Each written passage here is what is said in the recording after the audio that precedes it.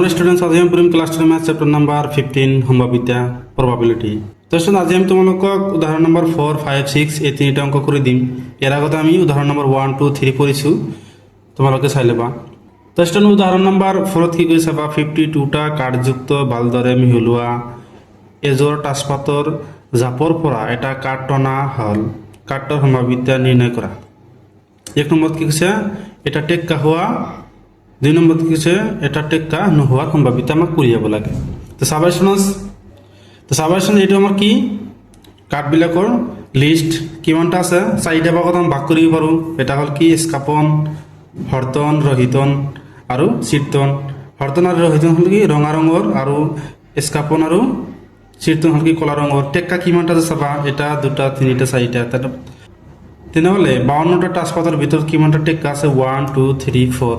এটা হ'ব কি টেক্কা। তো 4টা হ'ল কি টেক্কা, আৰু বাকীবোৰ কি টেক্কা নহয়, সেইবোৰৰ কি সম্ভাৱিতা উলিয়াব গৈছে। তো চাবা ষ্টুডেণ্টছ, আমি তোমালোকক প্ৰথমতে 1 নম্বৰটো কৰি দিম। তো আমি কি লিখিছোঁ যে 52টা তাচপাতৰ ভিতৰত 4টা কি টেক্কা আছে। তেনেহ'লে 1 নম্বৰ আমাক কি কৈছে, এটা টেক্কাৰ সম্ভাৱিতা উলিয়াব কৈছে। এটা টেক্কা কিমানটা আছে, 4টা। কিমানটাৰ ভিতৰত, 52টাৰ ভিতৰত। তেনেহ'লে লিখিবা যে থেকে পি অফ টেক্কাৰ সম্ভাৱিতা কিমান হ'ব, 4/52। 52টাৰ ভিতৰত কিমানটা টেক্কা আছে, 4টা। তেনেহ'লে আমি কিমান লিখিব পাৰোঁ, 4/52। এটা আমি কাটাকাটি কৰি পাৰোঁ, 4 × 1 = 4, 4 × 13 আমি কিমান জানো, 52। এনচাৰ কিমান হ'ব, 1/13 হ'ব। আৰু টেক্কা নোহোৱাৰ সম্ভাৱিতা এইটো আমি উলিয়াম চাবা। তাৰপিছত 2 নম্বৰ আমি কি লিখিম যে মুঠ তাচপাতৰ সংখ্যা কিমানটা, 52টা। ইয়াৰ ভিতৰত কিমানটা টেক্কা আছে, ইয়াৰ ভিতৰত কিমানটা টেক্কা আছে, 4টা। তেনেহ'লে 4টা মাইনাছ কৰিলে বাকীবোৰ যিমান থাকিব সেইবোৰ কি টেক্কা নহয়। লিখি দিব যে 2 নম্বৰ টেক্কা নোহোৱা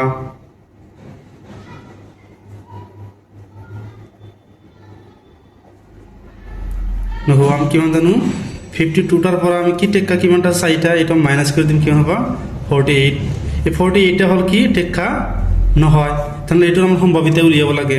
লিখি দিবা যে থেকে পি অফ টেক্কা নোহোৱাৰ সম্ভাৱিতা ইজ ইকুৱেল টু 48/52। এটা আমি কটাকটি কৰি পাৰোঁ, 4 × 12 আমি কিমান জানো, 48, 4 × 13 আমি কিমান জানো, 52। তেনেহ'লে আমি এনচাৰ কিমান পাম, 2/13। এটি হ'ব কি আমাৰ উদাহৰণ নম্বৰ 4ৰ 2 নম্বৰৰ উত্তৰ। এইটো কৰিলেও হ'ব, ফৰ্মুলাৰে কৰিলেও হ'ব। এটি আছিল কি আমাৰ উত্তৰ। এতিয়া আমি তোমালোকক উদাহৰণ নম্বৰ 5টো কৰি দিম চাবা। তো চাবা উদাহৰণ নম্বৰ 5ত কি কৰি চাবা, 2জন খেলুৱৈ সংগীতা আৰু ৰেশ্মাই এখন ফুটবল টেনিছ মেচ খেলিলে। এইটো জনা যায় সংগীতা জয়ী হোৱাৰ সম্ভাৱিতা 0.62। ৰেশ্মা খেলখনত জয়ী হোৱাৰ সম্ভাৱিতা কি, এইটো আমাক কি উলিয়াব লাগে। একেবাৰে সহজ চাবা ষ্টুডেণ্টছ, আমি কোন ফৰ্মুলাৰে কৰিম। তাৰপিছত আমি এটা ফৰ্মুলা পাইছিলোঁ কি, P of E plus P of E bar is equal two 1। এইটো ফৰ্মুলা পাইছিলোঁ, এইটো ফৰ্মুলাৰে আমি এইটো সমাধান কৰিম চাবা। তাৰপিছত উদাহৰণ নম্বৰ 5ত আমি কি লিখিম যে গিভেন দ্যাট দিয়া আছে সংগীতা জয়ী হোৱাৰ সম্ভাৱিতা is equal to P of S ধৰিছোঁ, এছ মানে কি সংগীতা, কিমান দিয়া আছে, 0.62 দিয়া আছে আমাক এইটো। তাৰপিছত আমি লিখিম ৰেশ্মা জয়ী হোৱাৰ সম্ভাৱিতা পি অফ আৰ, এইটো আমি নাজানো। তেনেহ'লে আমি এটা ফৰ্মুলা জানো যে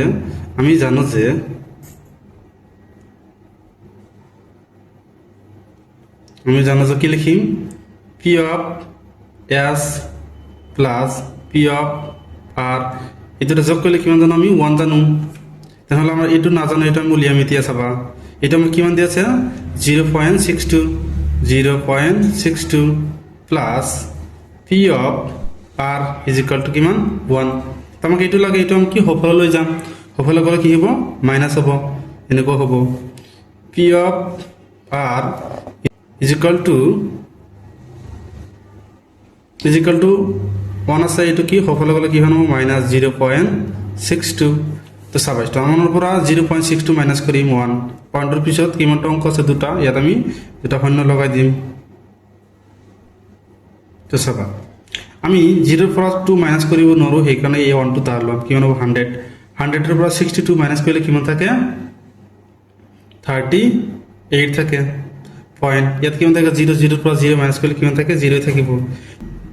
তেনেহ'লে ৰেশ্মা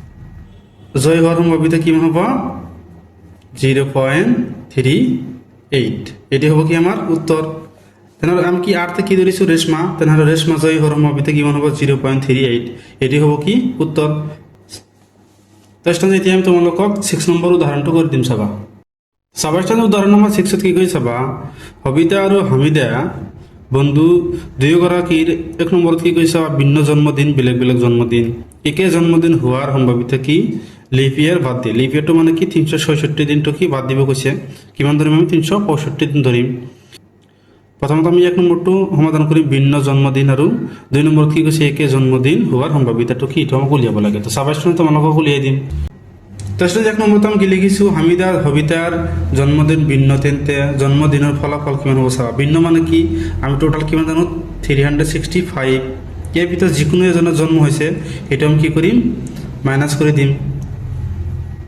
কৰি দিম ইজিকাল টু কিমান হ'ব 364 তাৰপিছত আমি কি কৰিম হামিদা বা সবিতাৰ সিহঁতে কি হামিদা বা সবিতাই এদিনত জন্ম হৈছে সেই জন্মদিনটো আমি কি কৰি দিম মাইনাছ কৰি দিম কিহৰ পৰা মানে 365 পৰা কিমান থাকে 364 থাকে এতিয়া আমি লিখি দিম যে থেকে তাৰপিছত আমি কি লিখিছোঁ যে থেকে পি অফ হামিদাৰ জন্মদিন আৰু সবিতাৰ জন্মদিনৰ কি ভিন্ন ইয়াৰ জন্মদিনতকৈ ভিন্ন তেনেহ'লে আমি কি লিখিম চাবা আমি টোটাল লিখিম 365 এটি হ'ল কি মুঠ ফলাফল মানে ফলাফলৰ সংখ্যা টোটাল দিন মানে এই বছৰত কিমান থাকে 365 আৰু এজনৰ জন্মদিন বাদ দিলে কিমান থাকে 364 এটা আমি কি ওপৰত লিখিম